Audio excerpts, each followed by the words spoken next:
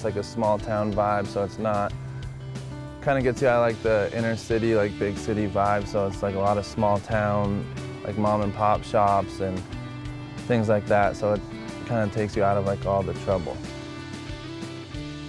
Before I got here, I was like, kind of had like no hope that anything would ever get better.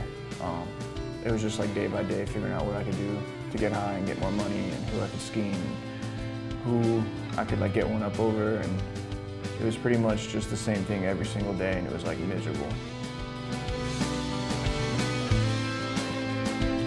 So how I would define Reflections is camaraderie. This program was designed to help young men find a life worth living. It was designed by myself and both the owners, and it started from a very small house where we had family dinners every night. We played card tournaments, ping pong tournaments. We went on hikes together, everything together. And we bonded as a unit, as a team. And it was to fight this thing we call addiction, which is a horrible, horrible battle to do by yourself. So I would say the big defining moment in Reflections, and what really created Reflections, was this uniformed brotherhood, almost like unit of guys that are focused on the same thing of helping each other. We teach them how to shop, how to spend their money, budgeting, financing. When they come in here, a lot of times they're spending all their money on pizza and ice cream. Addiction never stands alone. There's always something else going on. A lot of times trauma is a big part of the issues leading up to the addiction.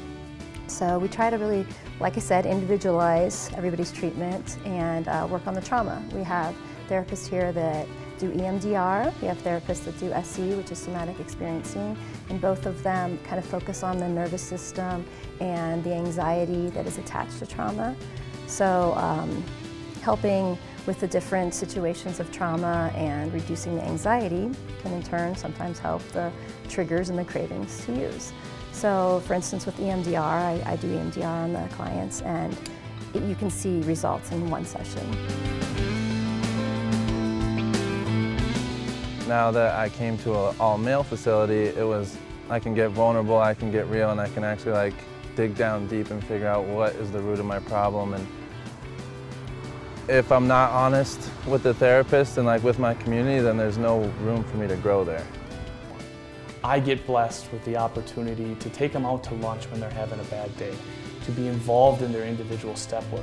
If they like something like a certain sport or something, I could take them to the batting cages. It's the biggest fulfilling thing I get to do in my job is these guys aren't a policy number to me. They're not a number. They're your son, they're your loved one, and I get to take a hands-on approach with their recovery. The life that I have and like the relationship that I have with my family is something that I never dreamed of having ever again. There's a way out, and there is something you can do, so you don't have to feel that way anymore and like be trapped inside that world, because no one really wants to live that way. They just feel like there's no real way out, and I would just kind of show them that, like, even if you're not 100% committed yet, or like this isn't what you may think, or like you don't think you want to do it, like I would just say give it a shot and like see what could come of it, because like life does get better if you give it a shot.